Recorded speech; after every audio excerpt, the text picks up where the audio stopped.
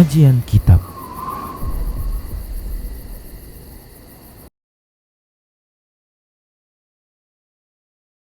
Wa may yudlil falan tajida lahu waliyyan mursyida. Asyhadu an la ilaha illallah wahdahu la syarika lah wa asyhadu anna Muhammadan abduhu wa rasuluhu alladzi la nabiyya ba'dah. Faqala Allah Subhanahu wa ta'ala, ya ayyuhalladzina amanu taqullaha haqqa tuqatih wa la tamutunna illa wa antum muslimun.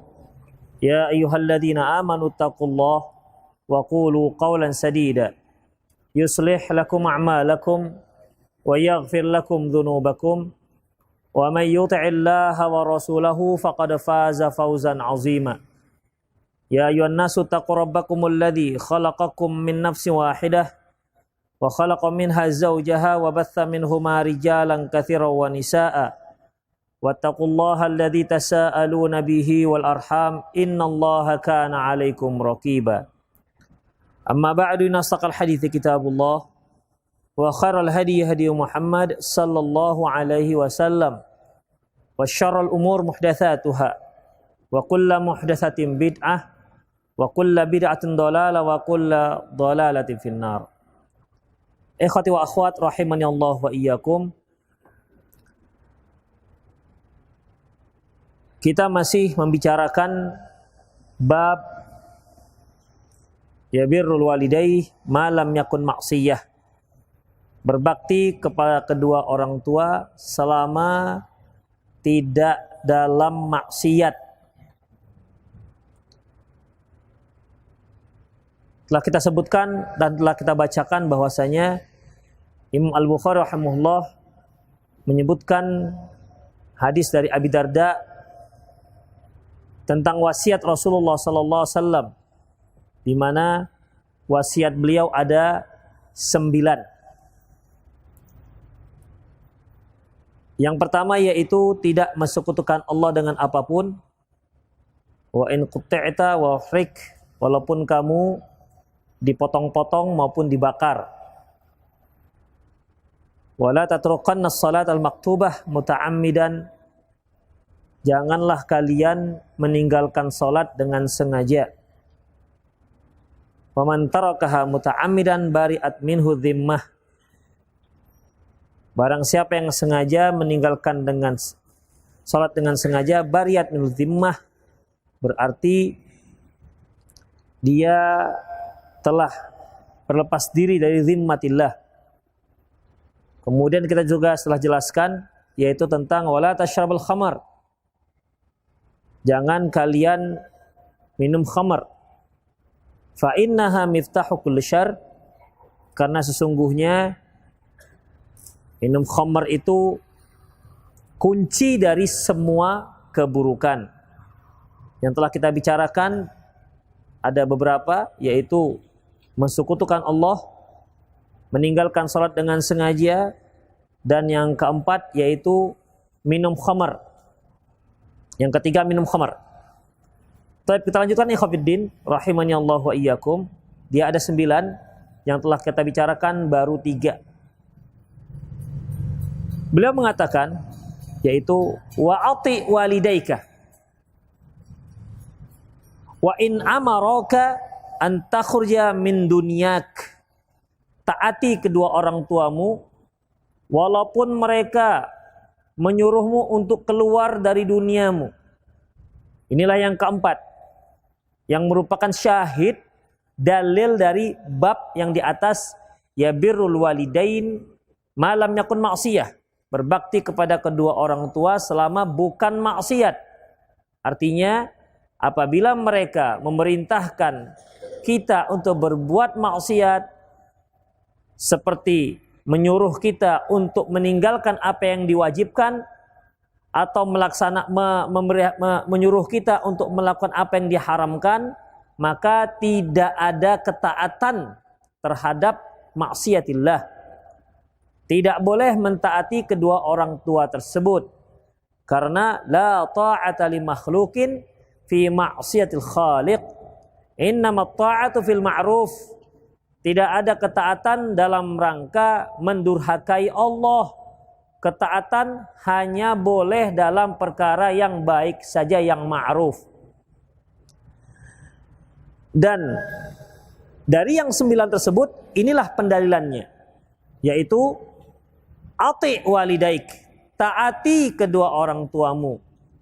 Wa in amaraka an takhruja min dunyak, walaupun keduanya menyuruh kamu untuk keluar dari duniamu. Maksudnya, walaupun keduanya menyuruh kamu untuk melepaskan hartamu, memberikan hartamu. Ikhwatiddin, harta adalah milik anak. Tapi apabila orang tua mengatakan, sudah jual saja mobilmu, atau udah untuk bapak saja mobilmu misalnya, untuk ibu saja misalnya uangmu misalnya, maka tetap wajib untuk ditaati. Ya, ati walidaik, taati kedua orang tuamu, walaupun mereka wa in amaraka an takhruja min dunyak, walaupun keduanya menyuruhmu untuk keluar dari duniamu. Karena ikhwatiddin, untuk melepaskan harta kita itu bukanlah sebuah maksiat. Ya, bukanlah sebuah maksiat. Hanya saja kenapa Rasulullah sallallahu alaihi wasallam menyebutkan masalah dunia? Karena banyak anak itu durhaka kepada kedua orang tuanya gara-gara dunianya. Lupa dengan orang tua gara-gara jabatannya. Atau tak peduli dengan orang tuanya gara-gara sibuk dengan kerjaan dan dunianya. Makanya kalian wahai anak yang sibuk dengan dunia kalian, yang sibuk dengan jabatan kalian dan profesi kalian, yang sibuk dengan pangkat kalian, maka kalau orang tua kalian suruh udah keluar dari situ, maka kalian wajib mentaati mereka. Ikhwatiddin, sampai seperti itu Rasulullah sallallahu alaihi wasallam menyuruh kita untuk mentaati kedua orang tua kita. Ikhwatiddin rahimanallahu wa iyyakum. Rasulullah sallallahu alaihi wasallam pernah bersabda dalam hadis yang diriwayatkan oleh Imam Hakim, "Inna auladakum hibatun lakum." Sesungguhnya anak-anak kalian itu merupakan hibahnya Allah untuk kalian. Yahibu liman yasha'u inatha wa yahibu liman yasha'u dzukura. Allah Subhanahu wa taala memberikan kepada siapa yang Dia kehendaki anak perempuan ataupun anak laki-laki, terserah. Makanya sepasang suami istri ada yang lengkap mereka, punya anak laki-laki, ada yang punya anak perempuan. Ada laki-laki dan perempuan. Terkadang lebih banyak perempuannya ketimbang laki-lakinya. Bahkan ada pasangan yang tak punya anak laki-laki, hanya punya anak perempuan. Dan ada juga yang tak punya anak perempuan, hanya punya anak laki-laki. Bahkan ada yang tak punya anak sama sekali. Itu merupakan kehendak Allah Subhanahu wa taala. Yahibu liman yasha'u inatha wa yahibu liman yasha'u dzukura. Terserah Allah. Allah memberi kepada siapa saja yang Dia kehendaki anak perempuan dan kepada siapa saja yang Dia kehendaki anak laki-laki. Oleh karena itu barang siapa yang menggerutu dikarenakan anaknya laki-laki semua misalnya, maka berarti dia telah menggerutu terhadap takdir Allah Subhanahu wa taala. Kalau dia menggerutu, anakku perempuan semua, gimana sih kepingin anak laki-laki? Tak ada anak laki-laki, perempuan lagi. Nikah lagi dengan yang kedua, perempuan juga lagi anaknya. Jadi bagaimana? Maka tak boleh jengkel. Itu merupakan kehendak dari Allah Subhanahu wa taala. Demikian ikhwatiddin rahimani Allah wa iyyakum. Fahum wa amwaluhum lakum, kata Rasulullah. Mereka dan harta mereka punya kalian. Anak kalian dan harta kalian itu punya kalian. Idza ihtajtum ilaihim, kalau memang kalian membutuhkannya. Artinya kalau kalian butuh, silakan ambil dari harta anak kalian. Karena anak kalian dan harta mereka itu adalah punya kalian. Makanya ada seorang sahabat kedatangan ayahnya. Ayahnya mengambil hartanya. Lantas si anak ini melapor kepada Rasulullah sallallahu alaihi wasallam. Melapor kepada Rasulullah sallallahu alaihi wasallam dan kata Rasulullah, anta wa maluka li abika. Kamu dan anakmu, kamu dan hartamu punya ayahmu. Jadi kita yang punya orang tua, kita dan harta kita, sebanyak apapun harta kita, kata Rasulullah, punya ayah kita, punya kedua orang tua kita. Jadi aneh kalau ada seorang anak pelit, kedekut dengan kedua orang tuanya. Apa yang harus dia peliti? Bukan punya dia yang dipeliti. Kenapa dia bakhil dengan orang tuanya? Padahal yang dia miliki adalah punya orang tuanya. Makanya aneh.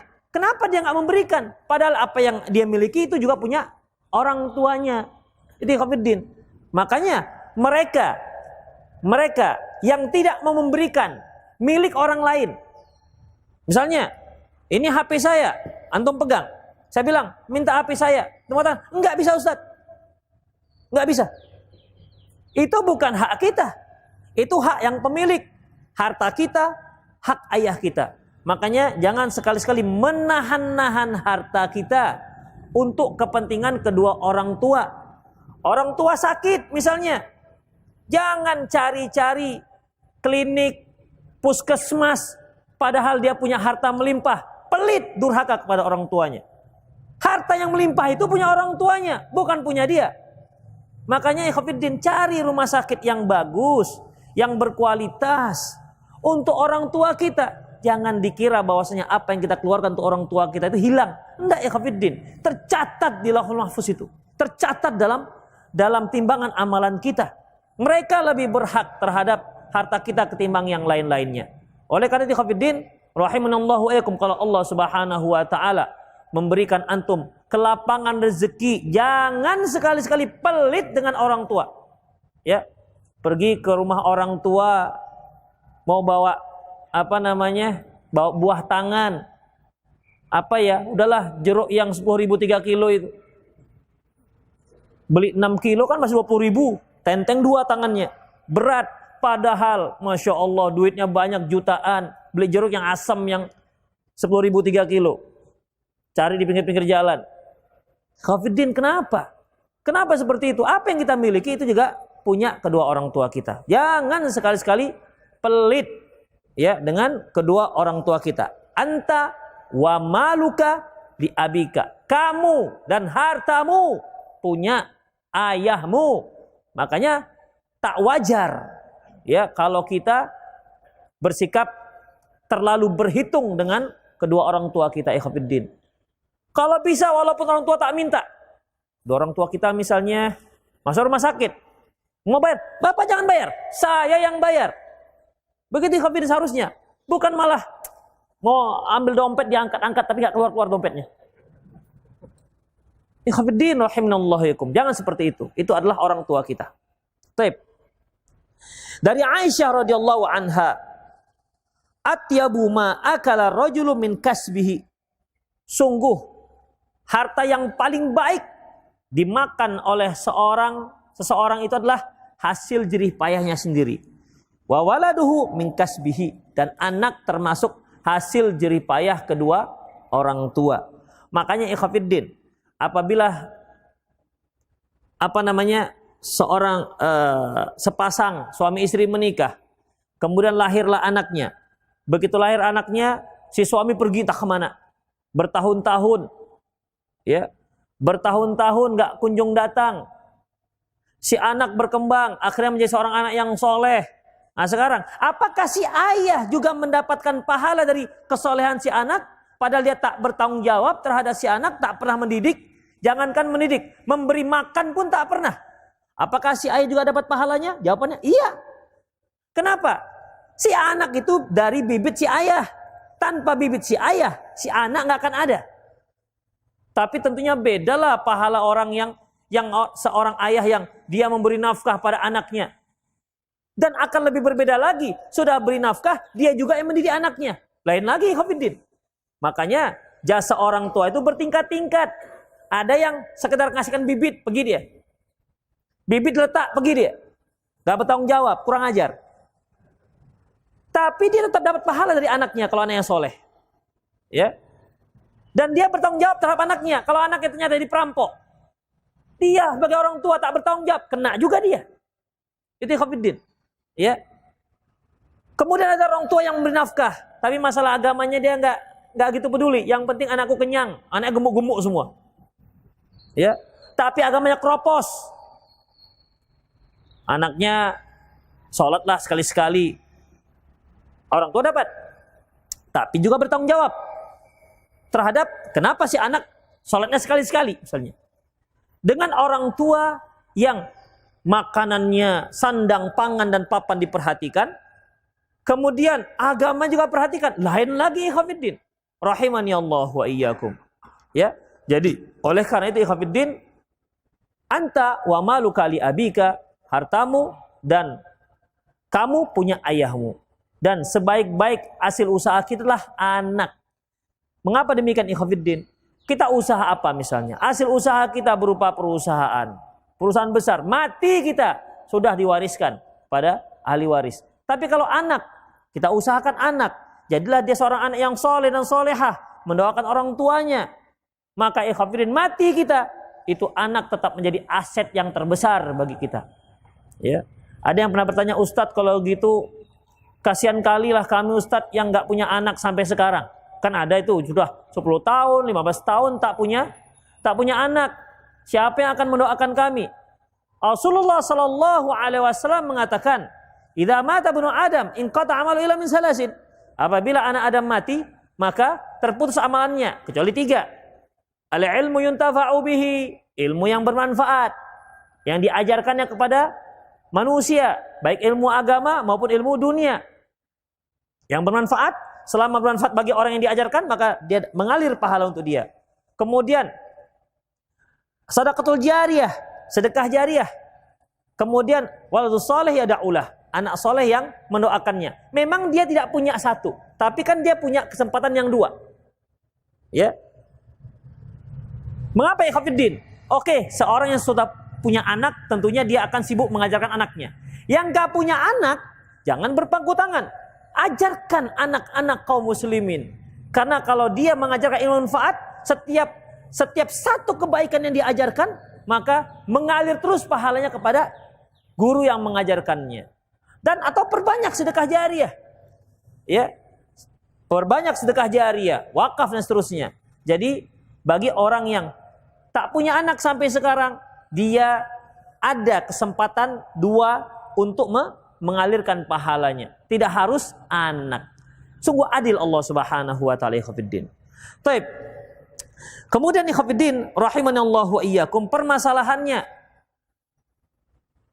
kan tidak semua orang tua bisa maklum ataupun bisa punya perasaan. Dapat di hadis nih, anta wa maluka li abika. Kamu dan hartamu punya aku. Anaknya belum beli rumah. Selama ini nyewa aja dia beli rumah. Kamu udah beli rumah. Kamu dan rumahmu punya aku. Kamu nyewa aja. Ini rumah untuk bapak. Beli mobil lah si anak. Udah lama ditabung beli mobil. Beli mobil. Bagus mobilnya. Anta wa maluka li abika.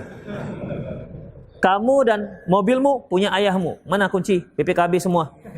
Kamu naik sepeda aja. Apakah seperti ini hafidin? Rahimani Allah wa iyyakum, berkata Imam Al-Manawi. Ma'nahu artinya adalah idza ihtaja limalika akhadahu. Apabila orang tua kita butuh terhadap harta kita, silahkan dia ambil. La annahu yubahu lahu malahu alal itlaq.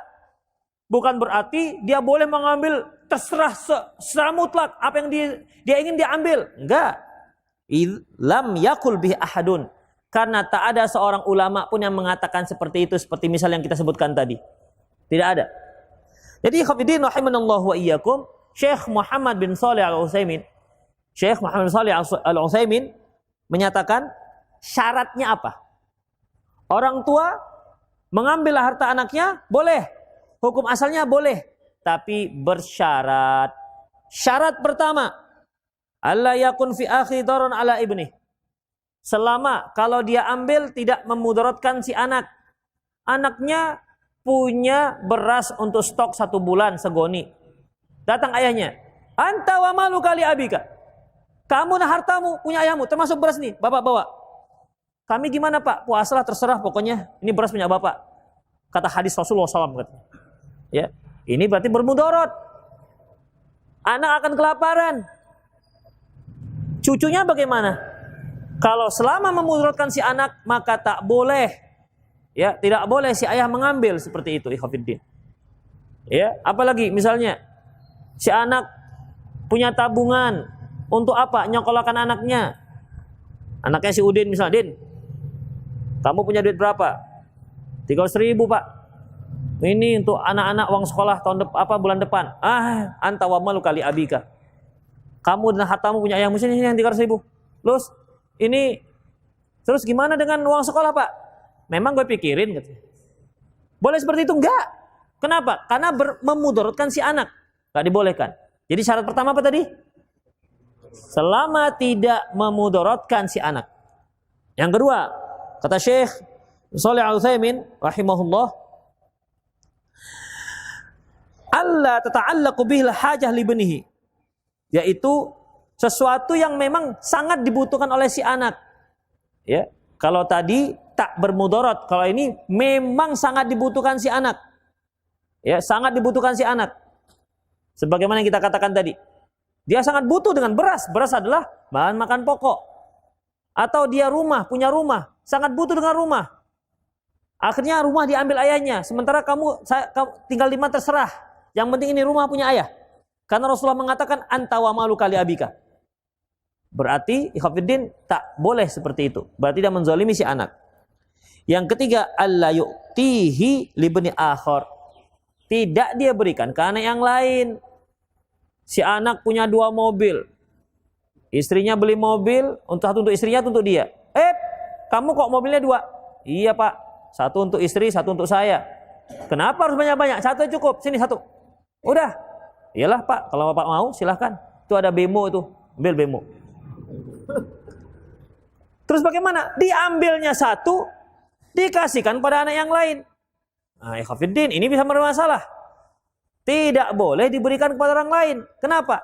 Karena yang disebutkan dalam hadis yaitu idhahtajtum ilaiha, kalau kamu butuh, bukan kalau anakmu butuh. Kalau seperti itu, ikhwatiddin, akan muncul anak-anak provokator. Ya, itu tengok tuh. Itu dia banyak kali mobilnya ya. Dia punya mobil, istrinya mobil, anaknya punya mobil. Aku nggak punya ya. Bilanglah ya, bilang. Begitu, bilang aja ayah mau. Begitu. Akhirnya ayah pun pakai dalil. Ini ya dalilnya ya, bilang ini ya. Anta wa malu kali abika, diambil 1, diberikan kepada saudara yang lain. Berarti tidak dibolehkan. Mengapa? Berarti si ayah tidak membutuhkan. Yang membutuhkan si anak. Yang seperti ini berarti tidak memenuhi syarat. Demikian ikhwatiddin. Jadi tidak mutlak anta wa malu kali abika. Kamu dan hartamu punya ayahmu. Ada 2 orang bertengkar ya tentang masalah si ayah mengambil harta si anak. Kemudian diangkat masalah ini ke Abu Bakar radhiyallahu anhu.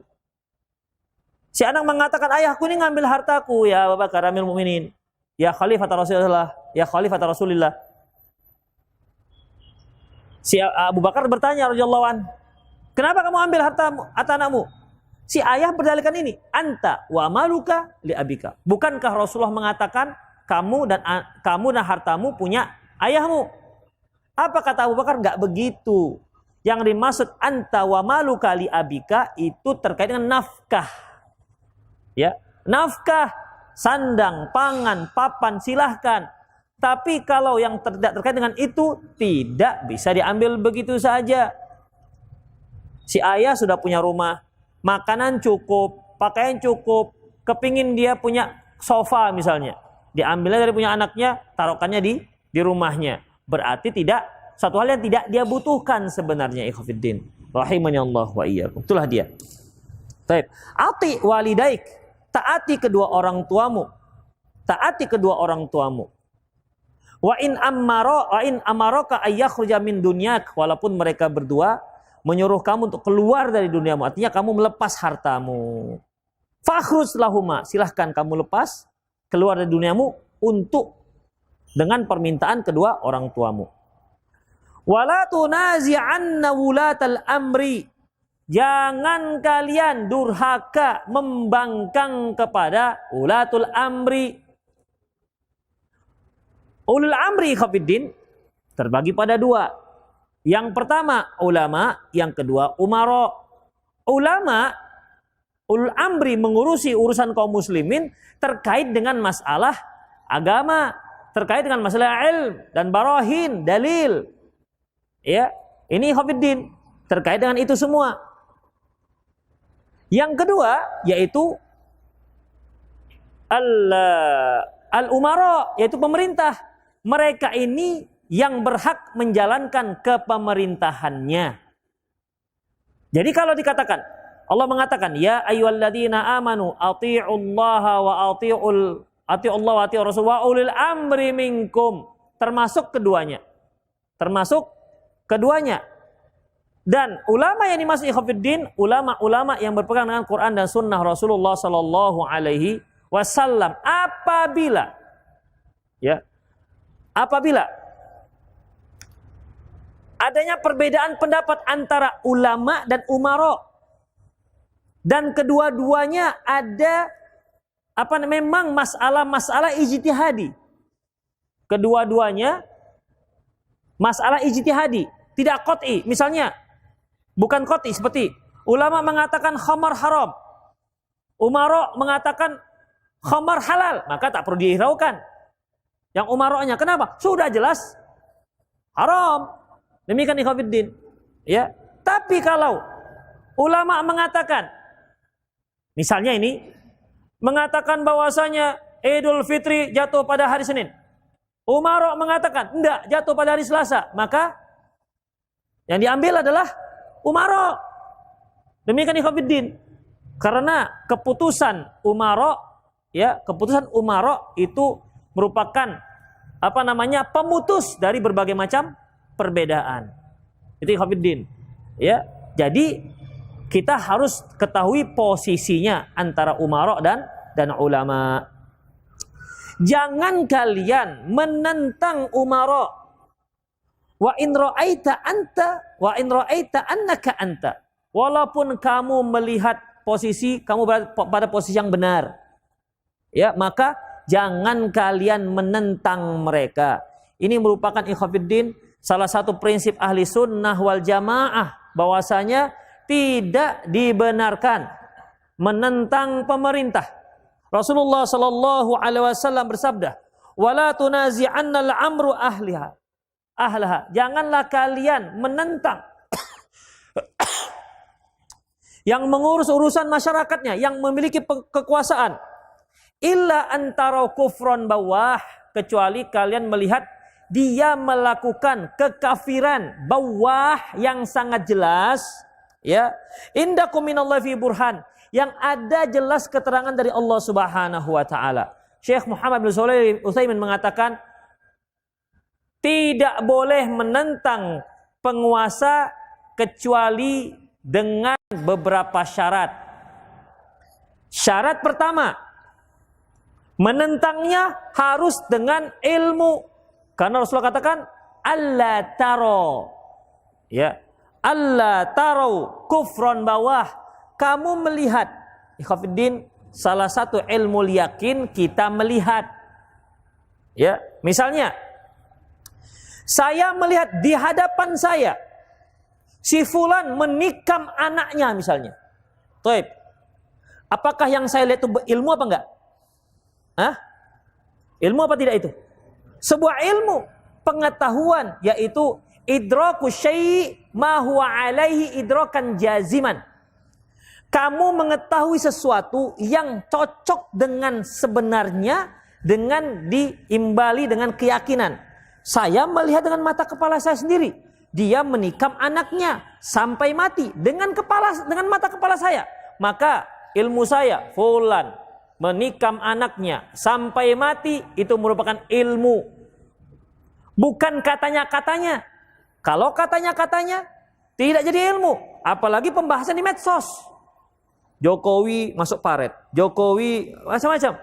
Itu bukan ilmu. Itu masih katanya-katanya ikhwatiddin. Kecuali antum lihat sendiri. Ya. Kecuali kalau antum lihat sendiri. Itu pertama, ilmu. Kemudian, yang antum melihat itu bukan sembarangan. Yaitu harus yang perbuatan kufur. Perbuatan kufur.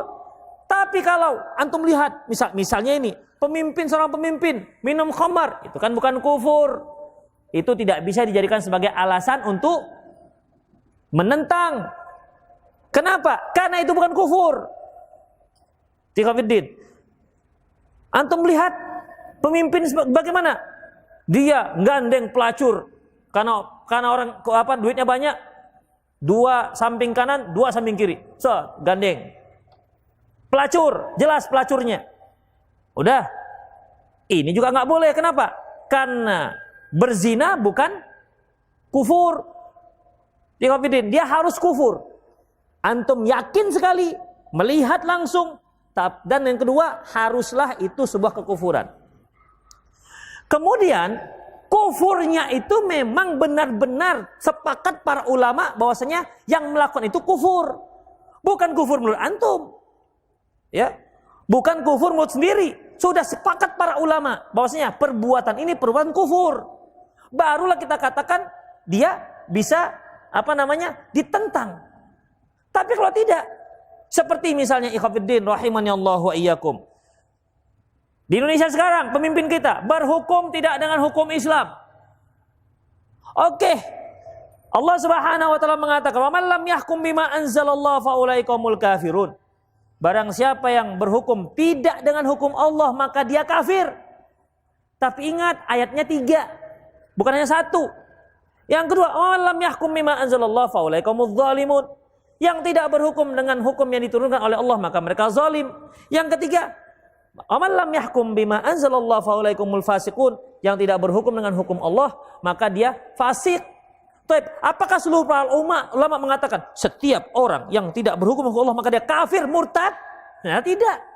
Abdullah bin Abbas radhiyallahu anhu mengatakan bahwasanya kufrun duna kufrin, ini kufur tapi bukan kufur keluar dari Islam. Yang kedua, ikhwatiddin, kufur dalam Islam itu ada 2 jenis. Kufur murtad, kufur yang menunjukkan sebuah dosa besar. Seperti Rasulullah mengatakan, barang siapa yang mendatangi istrinya dari duburnya maka dia kafir. Apakah orang itu murtad? Suami yang mendatangi dubur istrinya lantas dia murtad keluar dari Islam, berhak untuk dipenggal kepalanya? Enggak, ikhwatiddin. Rahimanallahu wa iyyakum. Begitupun para ulama mengatakan bahwasanya ada beberapa tingkatan. Yang pertama, kalau si pemimpin dia menghalalkan hukum, dia nggak yakin bahwasanya hukum Islam adalah yang terbaik. Dia meyakini bahwa hukum di Indonesia ada hukum yang terbaik dibandingkan hukum Allah. Yakin dengan seyakin-yakinnya, itu baru kafir. Tapi kalau dia sebenarnya Islam yang bagus, tapi gimana lah negara kita sistem sudah seperti itu. Kepingin dia, tapi gimana? Ingat ikhwatiddin, seperti Heraklius. Heraklius kan ketika dia sudah wawancara dengan Abu Sufyan. Abu Sufyan, ayah Muawiyah, sebelum dia masuk Islam, Heraklius bertanya tentang Nabi yang diutus di Quraisy.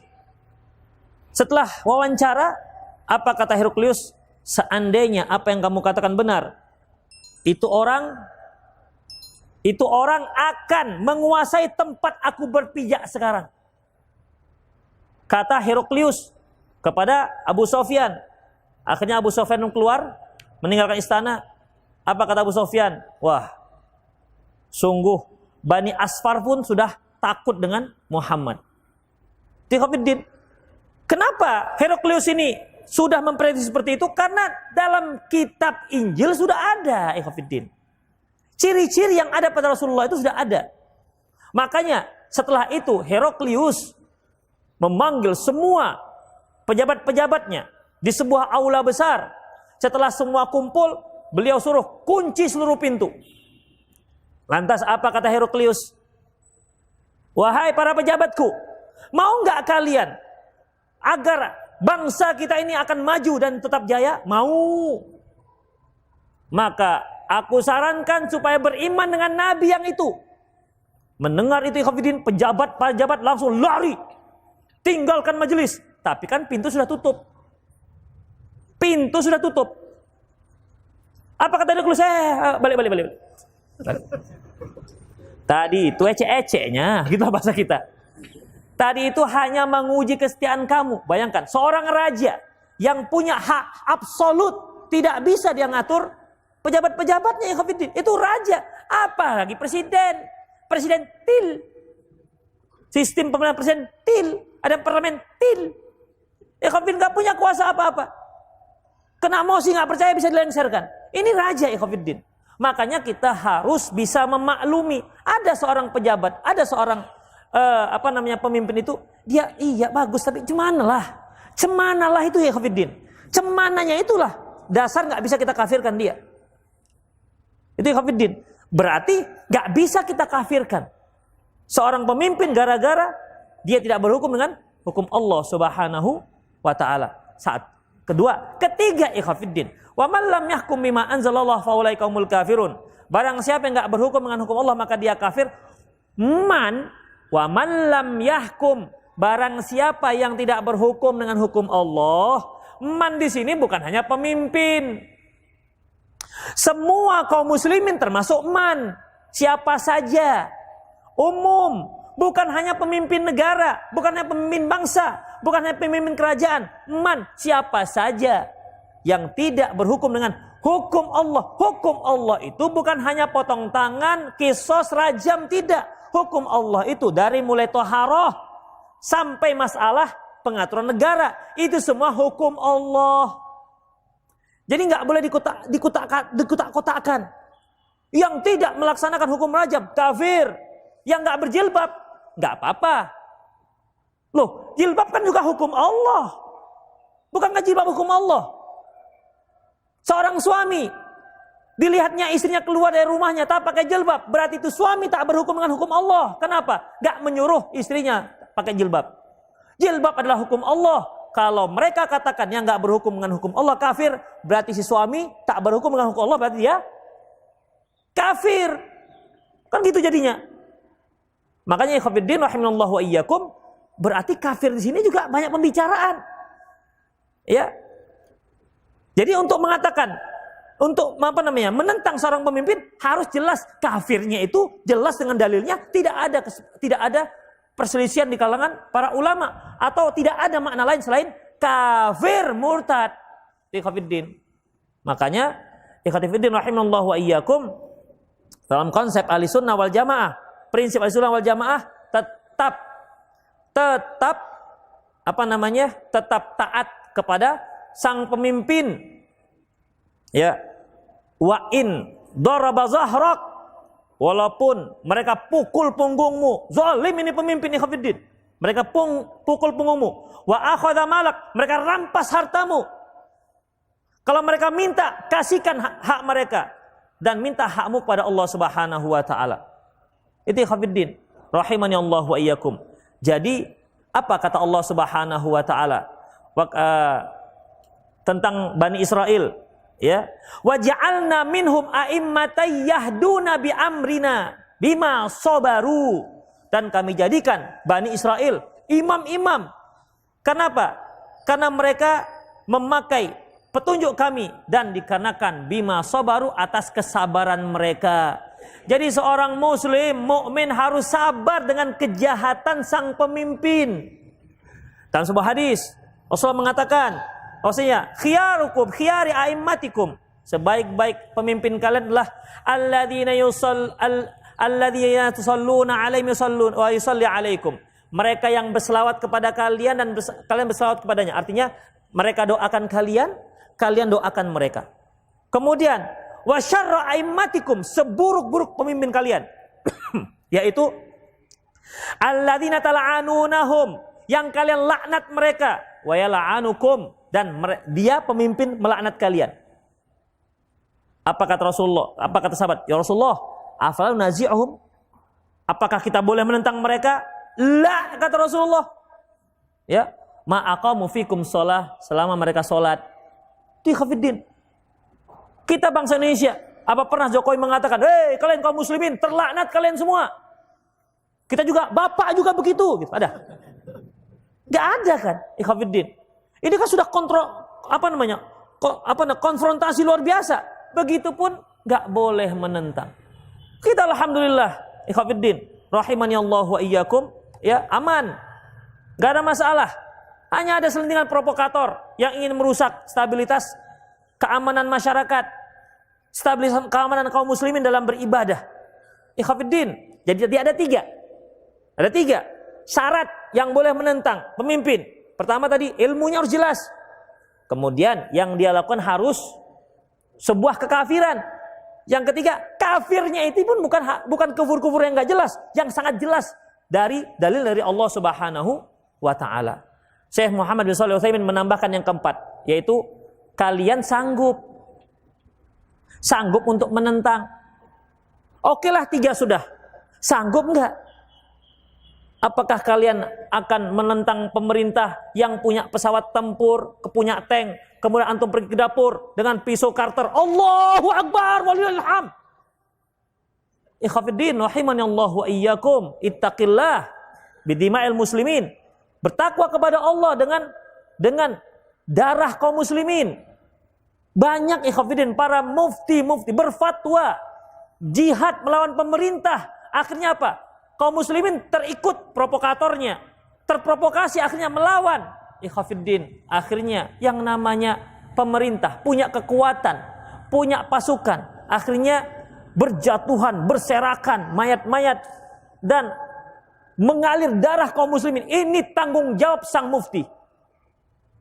Allah akan minta pertanggungjawaban nanti di hari akhirat tentang dengan darah kaum muslimin yang bersimbah di depan rumahnya. Ikhwatiddin, perhatikan, Suriah 7 tahun, perangnya hanya 7 tahun, tapi hancurnya hancur-hancuran. Awal-awalnya ikhwatiddin, para ulama Saudi Arabia, para ulama kita, jangan sabar. Disabar-sabarkan ikhwatiddin. Tapi para syekh-syekh yang ingin memprovokasi ikhwatiddin, akhirnya terjadi. Tidak ada satu kota pun kecil hancur lebur sampai sekarang.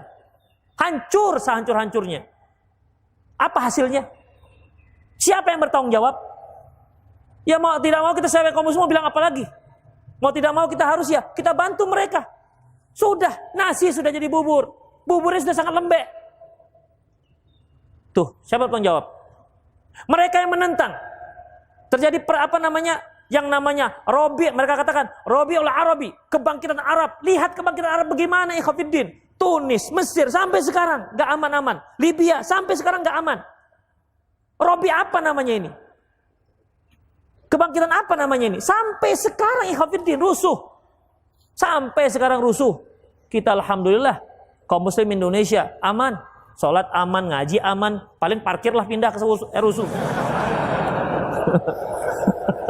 Itu ajanya. Itu pun merepet juga. Jauh kali. Ikhwatiddin rahimani Allah wa iyyakum. Syukuri ikhwatiddin, syukuri, ya. Mari kita syukuri, banyak berdoa ikhwatiddin. Yang terakhir yaitu ketahuilah bahwasanya para ulama sudah buat kaidah bahwasanya pemimpin yang zalim itu merupakan cerminan masyarakatnya. Apa kata Allah? Wa kadzalika nuwalli ba'dadh dhalimina ba'dhan bima kasabu. Demikian kami jadikan sebagian orang zalim memimpin orang zalim juga. Bima kasabu, akibat apa yang mereka lakukan. Al-A'mash ketika ditanya tentang masalah ayat ini, yaitu masyarakat yang dipimpin oleh pemimpin yang zalim dikarenakan masyarakatnya zalim. Maka Allah angkatkan pemimpin yang zalim. Jadi kalau kita ingin mendapatkan seorang pemimpin yang soleh, mari kita solehkan diri kita ikhwatiddin. Apa kata Allah Subhanahu wa taala? Fastakhaffa qaumahu fa'ata'uh innahum kanu qauman fasiqin. Fir'aun memaksa kaumnya, menghinakan kaumnya, menyuruh kaumnya untuk menyembahnya. Fa'ata'uh, kaumnya akhirnya mentaati Fir'aun. Apa kata Allah di akhir ayat? Innahum kanu qauman fasiqin. Sungguh mereka adalah orang-orang yang fasik. Tuh, masyarakat yang fasik. Allah angkatkan Fir'aun sebagai pemimpinnya.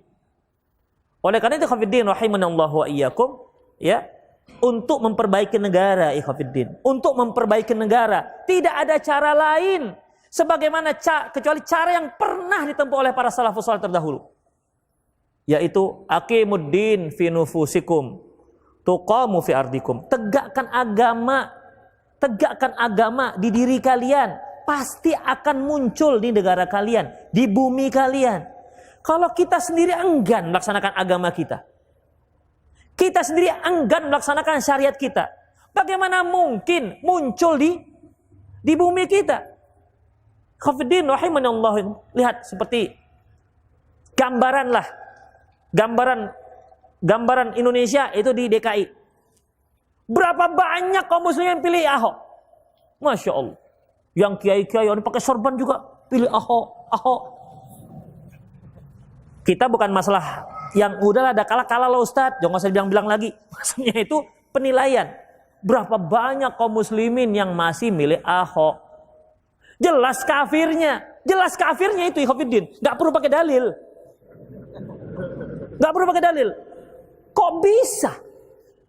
Kok bisa mereka pilih?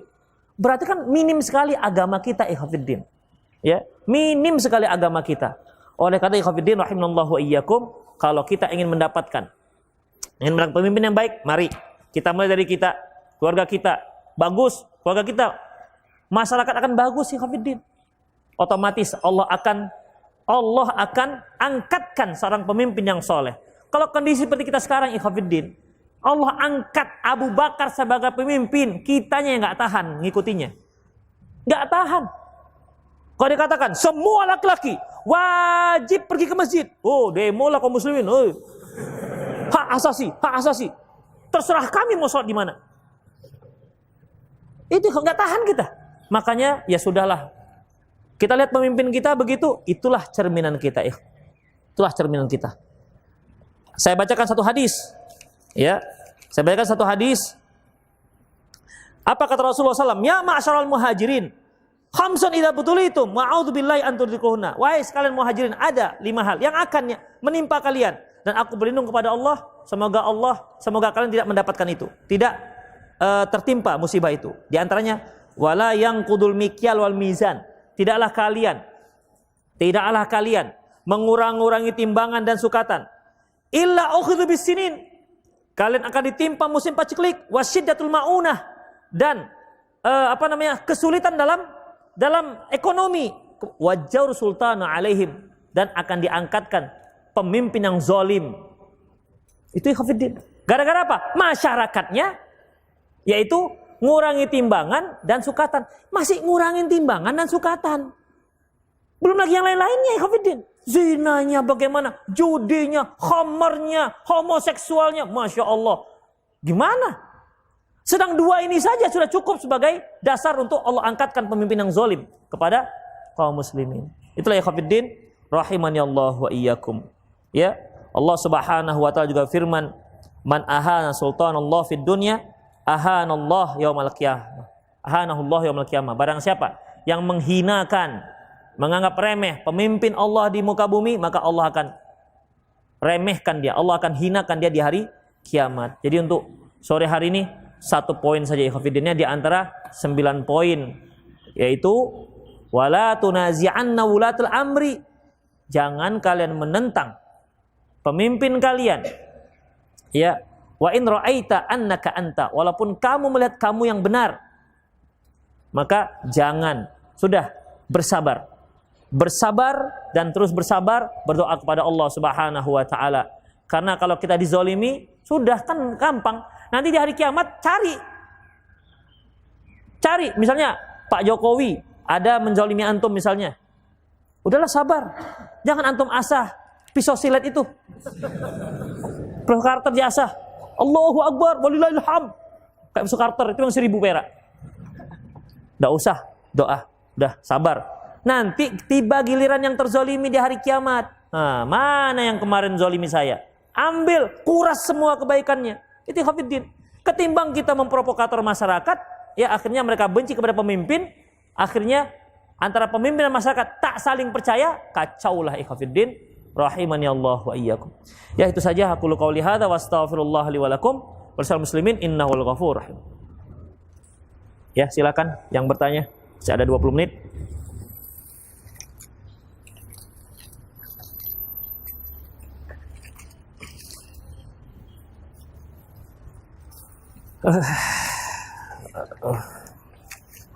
Akhwat silakan bawa ke depan kotak pertanyaannya. Segala sesuatu yang ada dengan terjadi atas kehendak Allah. Ya. Kenapa Allah menghendaki kemaksiatan yang terjadi, keburukan yang lain, sedangkan Allah membenci hal itu? Ikhwafiddin, ada sunnah kauniyah, ada sunnah syar'iyah. Sunnah kauniyah itu artinya ikhwafiddin, harus ada yang buruk. Harus ada yang buruk. Kalau nggak ada yang buruk, nggak ada kemaksiatan, nggak ada kesolehan, ikhwafiddin. Yang paling mudah, kenapa lah Allah ciptakan iblis buat semak dunia ini aja? Jadi rame dunia ini gara-gara si iblis, banyak kali kemaksiatan. Matikan aja dia, selesai urusan. Ikhwafiddin, ingat apa kata Allah? Walau syi'na la'ataina kulla nafsin hudaha. Kalau kami mau, kami beri semua orang itu hidayah. Kalau kami mau, walakin haqqat qalu minni la amla'anna jahannama minal jinnati wan nasi ajmain. Tapi sudah menjadi ketetapanku, kata Allah. Aku akan penuhi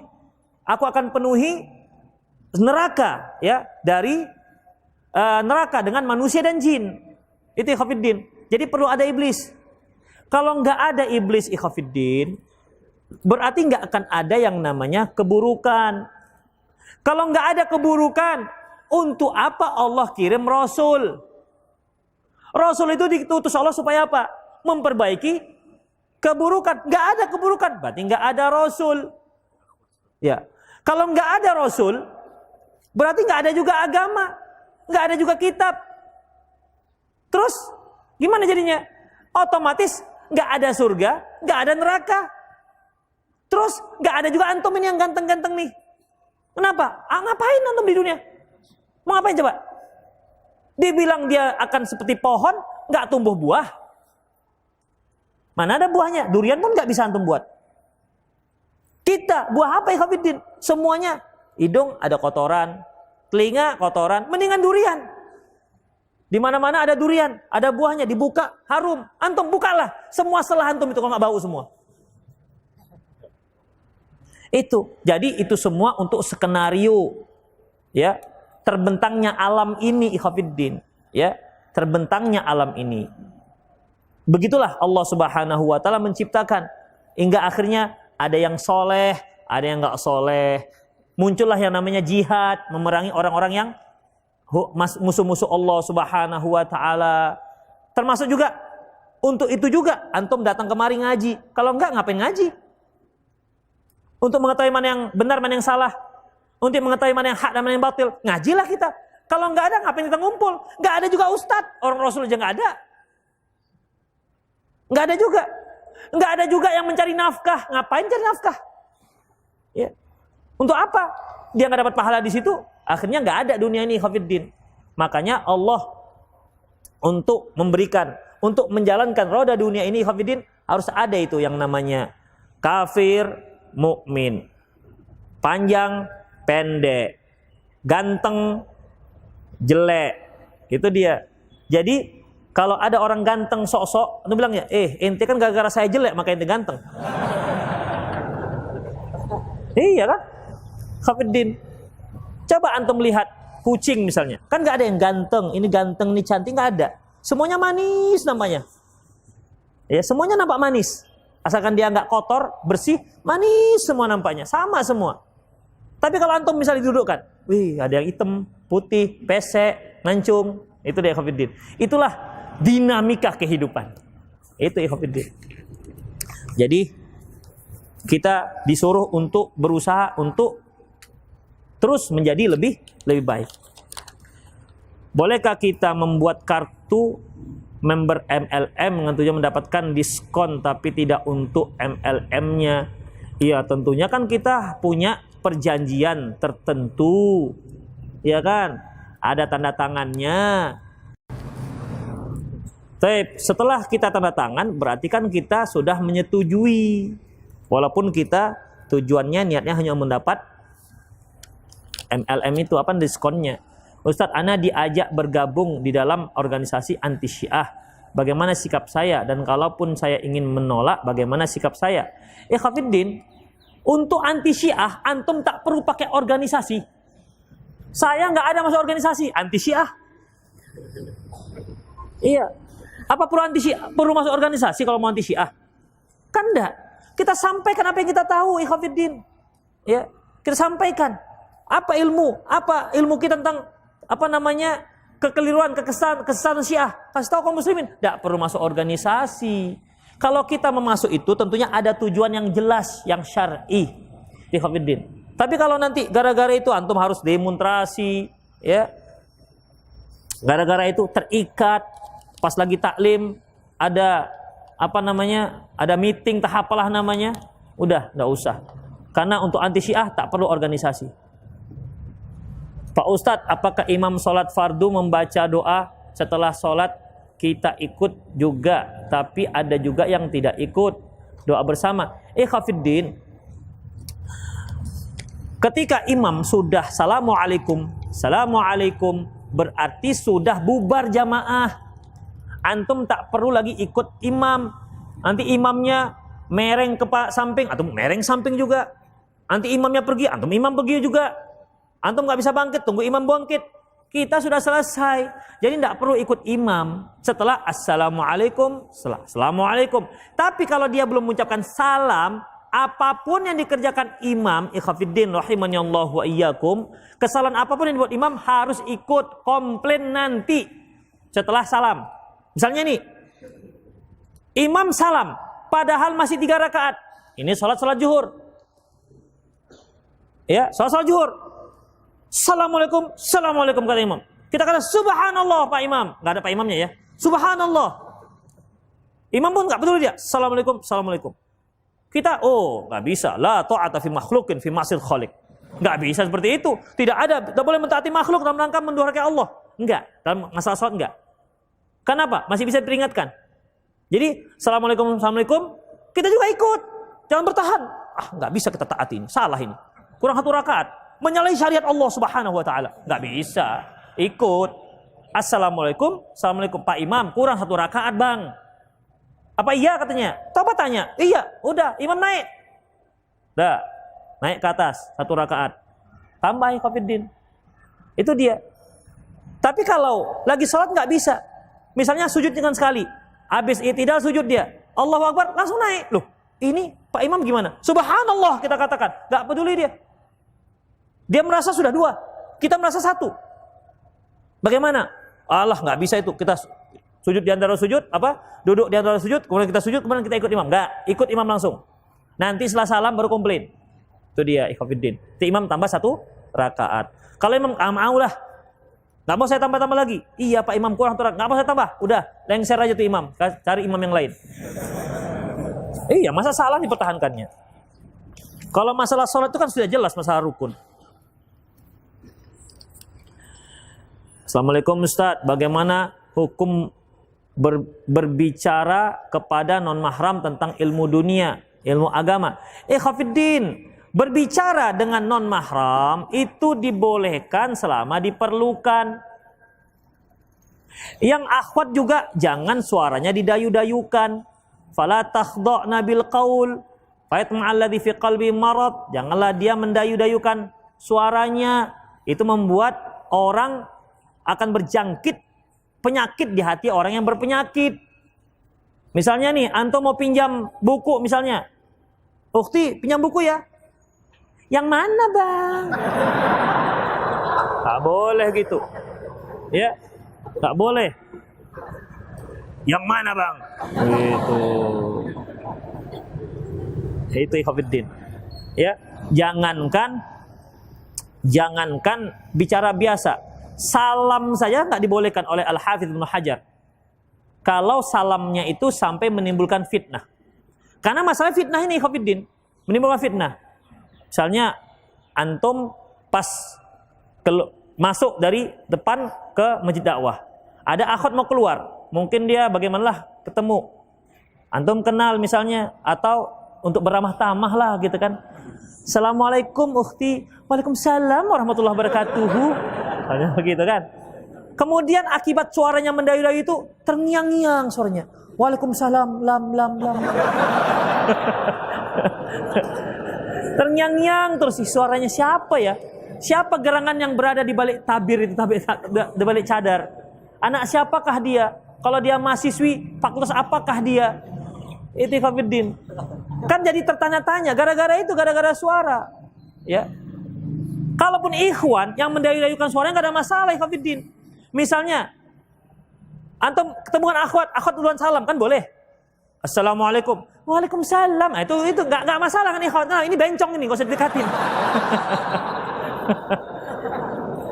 Enggak berminat akhwat kalau antum mendayu-dayukan. Itu Ikhwanuddin ya. Jadi antum juga berdosa. Kenapa? Man tasyabbah biqaumin, la'anallahu al-musyabbihatu bin nisa wal musyabbihatu birrijal. Saya memiliki hutang, namun hutang tersebut karena kecurangan. Hutang tersebut karena kecurangan dan pekerjaan yang saya lakukan dahulu. Apakah saya wajib melunasi hutang? Hutang pekerjaan. Nah, ini belum jelas ini pertanyaannya. Hutang pekerjaan itu gimana maksudnya? Apakah maksudnya masalah gaji atau apa? Kurang jelas. Kita pilih yang dikit-dikit pertanyaannya.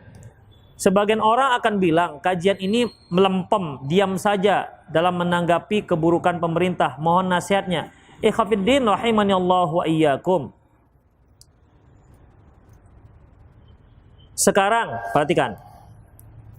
Antum masih ingat masalah sweeping yang tempat tempat prostitusi dan seterusnya? Ikhwanuddin, ketahuilah bahwasanya ahlu sunnah adalah orang yang paling tahu tentang sunnah dan yang paling sayang dengan makhluknya, dengan manusia.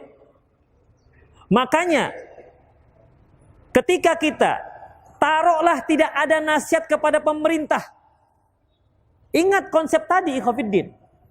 Pemerintah itu merupakan cerminan dari masyarakatnya. Rasulullah pernah mengatakan memang bahwasanya afdalul jihad qaulul haq amami sultaniz jaur, bahwasanya sebaik-baik jihad adalah mengucapkan kebenaran di hadapan pemimpin yang zalim. Di hadapan ini maksudnya antum datang sendiri. Bukan di hadapan antum di mimbar ngomong depan orang kemudian melecehkan dan mencaci maki pemerintah. Bukan begitu maksudnya. Kenapa sendiri? Karena seorang pemerintah bisa saja dia menciduk, memenjarakan. Kenapa kita nggak punya backing? Datang sendiri. Gitu Ikhwanuddin. Ya, perhatikan. Tapi Ustadz ini ada tempat prostitusi segala macam. Kita masa diam saja. Makanya kita buat demo segala macam. Ikhwanuddin rahimanallahu wa iyyakum. Perhatikan. Mana yang paling tepat? Kita mendakwahkan kaum muslimin. Kaum muslimin, jangan berzina. Kan itu dosa besar. Kalau kamu berzina, kamu diminumkan dengan kotoran penduduk neraka, kotoran pelacur yang keluar dari kemaluan-kemaluan mereka. Itu akan disuruh minum. Kita ingatkan kaum muslimin. Atau dengan menutup tempatnya. Ikhwanuddin, dibakarlah tempat prostitusi. Tentu pelanggannya banyak nih. Dek, di mana sekarang buka? Udah, tengok aja ke sana bang, itu ada nanti petunjuknya. Pindah ke ruko sebelah. Orang masih banyak pelanggannya Ikhwanuddin. Ya, kalau sudah pelanggan Ikhwanuddin, nggak perlu pakai ruko, bentang koran juga bisa udah. Di mana? Bawa pohon pisang, bawa sawit-sawit. Yang penting jadi dia. Tapi coba kalau masyarakatnya kita dakwahin. Coba. Datang 3, bonus 2. Misalnya begitu.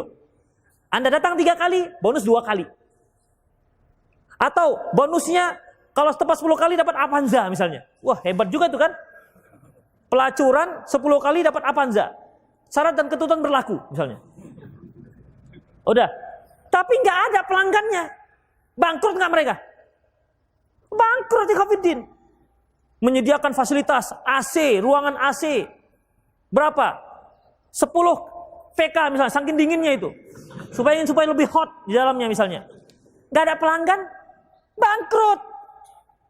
Tapi kalau pelanggannya kaum muslimin masih banyak, Masya Allah, ikhwatiddin, ditutup di sini, timbul di sana. Tutup sana, timbul di sana. Ingat kan antum bahwasanya, tutup di sini, timbul di kebun-kebun tadi mana? Itulah ikhwatiddin. Satu, yang kedua, akhirnya banyak orang bersimpati. Ih, kasihan kalilah kakak itu, padahal dia terpaksa pelacur. Tuh, kasihan katanya. Akhirnya orang bersimpati. Akhirnya buka donasi. Donasi korban sweeping. Begitu. Tuh, ikhwatiddin. Ingat, ketika pemboman Candi Borobudur berapa tahun yang lalu tuh? Udah lama, mungkin 15 tahun yang lalu. Itu pelakunya mau jihad, menghancurkan tempat berhala. Ingat, setelah itu ikhwatiddin, donasi dunia mengalir triliunan rupiah. Akhirnya semakin cantik Candi Borobudurnya. Ingat itu, harus cerdas. Makanya kita perlu dakwah kepada kaum muslimin. Ya, itu yang terpenting ikhwatiddin. Kalau masyarakatnya bagus, insya Allah pejabatnya bagus. Ya, kemudian pemimpinnya bagus. Dan tak mungkin para ulama kita itu membuat sebuah prinsip yang menyalahi. 5 menit lagi. Ustadz, bolehkah saya dengan sengaja membuang rokok milik teman saya dengan maksud menghindarkan dari dosa dan bahaya kesehatan? Khafidin rahimanallahu wa iyyakum. Allah mengatakan ud'u ila sabili rabbika bil hikmati wal mau'izatil hasanah. Ajaklah ke jalan Allah dengan mau'izah, dengan hikmah dan mau'izah, peringatan yang baik. Itu caranya. Yang kedua, yaitu walaupun itu adalah benda yang haram, tetapi itu milik dia. Ya, milik dia. Kecuali kalau dia itu berada di bawah kekuasaan antum. Misalnya anak antum merokok, ambil, remas, buang. Kenapa? Antum bertanggung jawab terhadap dia. Tapi kalau teman, kan nggak bisa ikhwatiddin. Ya, nggak bisa. Kita ajak. Kalau kita remek dia, kita ambil, dia malah marah. Akhirnya apa? Dia nggak mau meninggalkan rokok akhirnya. Kenapa? Kita lihat yang orang nggak merokok kok semakin kurang ajar, dia bilang. Itu ikhwatiddin. Makanya dalam berdakwah, yang terpenting bagi kita bukan yang penting sampainya materi, tapi bagaimana ya caranya supaya dia bisa berubah. Li ayyahdiyallahu bika rajulan khairul laka min humur na'am. Sungguh Allah memberi hidayah seseorang melalui kamu itu lebih baik ketimbang unta merah. Coba ikhwatiddin, seandainya antum bicara bagus-bagus, kasih dakwah yang bagus, kasih buku segala macam, beri solusi, kemudian dia nggak merokok, Masya Allah. Akhirnya hari-harinya itu akan mengalirkan pahala untuk antum. Kenapa? Antumlah agen hidayah tadi itu, perantara hidayah tadi itu. Itu ikhwatiddin, mau nggak seperti itu? Kan kita inginkan ini. Karena orang yang berbuat maksiat itu sedang sakit dia. Makanya jangan digebukin orang sakit. Berapa banyak ikhwatiddin orang-orang ketika dipaksa, dia katakan, tidak akan aku tinggalkan ini. Mau apa kau? Malah melawan dia. Tuh, akhirnya tujuan inti kita jadi terabaikan. Makanya ikhwatiddin, ya, panggil ke jalan Allah dengan cara yang baik. Itu rokok dia. Ya, rokok dia. Kecuali orang tersebut di bawah kekuasaan kita. Misalnya, istri kita nggak pakai jilbab, bisa kita, dek, pakai jilbab. Kalau kamu nggak pakai jilbab, selama 2 bulan ini, ku tengok nggak pakai jilbab, ku ceraikan kau, boleh? Boleh, ikhwatiddin. Tapi kalau tetangga sebelah nggak pakai jilbab, dek, sini dek.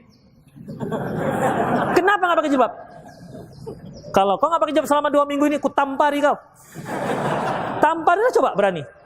Datang bapaknya ku nampari, begitu. Kenapa? Nggak di bawah kekuasaan kita, ikhwatiddin. Ya, itu dia. Jika orang tua meninggal, maka perbuatan baik buruk sang anak akan mengalir pahala. Perbuatan baik dan buruk sang anak akan mengalir pahala dosa. Jika orang tua tersebut meninggal ketika anaknya belum baligh, apa jika si anak masih ikhwatiddin, begini maksudnya, bukan pahala baik dosa mengalir. Kalau anak itu ikhwatiddin, ketika dia jadi buruk karena diabaikan oleh orang tua, berarti dia akan mempertanggungjawabkan di hadapan Allah Subhanahu wa taala. Tapi kalau sudah dia lakukan semaksimal mungkin, si anak masih tetap jahat, maka sudah berlepas diri dia, seperti Nabi Nuh alaihissalam. Ya, seperti Nabi Nuh alaihissalam. Tapi kalau perbuatan baik yang dia ajarkan itu terus mengalir. Kalaupun bukan dia yang mengajarkan, ayahnya tetap dapat pahala. Kalau ayah mengajarkan, dapat dua dia. Pahala sebagai ayah dan pahala sebagai ibu, dan pahala karena dia yang mengajarkan kebaikan tersebut. Itu maksudnya, ya. Demikian ikhwatiddin, sudah jam 6. Demikian, masih banyak lagi pertanyaan-pertanyaan ini. Ya, semoga pertanyaan yang antum ajukan belum bisa terjawab, antum bersabar karena memang yang namanya manusia itu tidak bisa memuaskan semua orang. Ya. Ya, apa yang kita jawab tadi semoga cukuplah sebagai dasar. Semoga Allah Subhanahu wa taala mengumpulkan kita semua dalam surga Jannatul Naim. Demikian ikhwatiddin, aku qouli hadza wa astaghfirullah li wa lakum wa sallallahu muslimin innahu ghafurur rahim. Subhanakallahumma rabbana wa bihamdik asyhadu an la ilaha illa anta astaghfiruka wa atubu ilaik. Wa akhiru da'wana alhamdulillahi rabbil alamin. Assalamualaikum warahmatullahi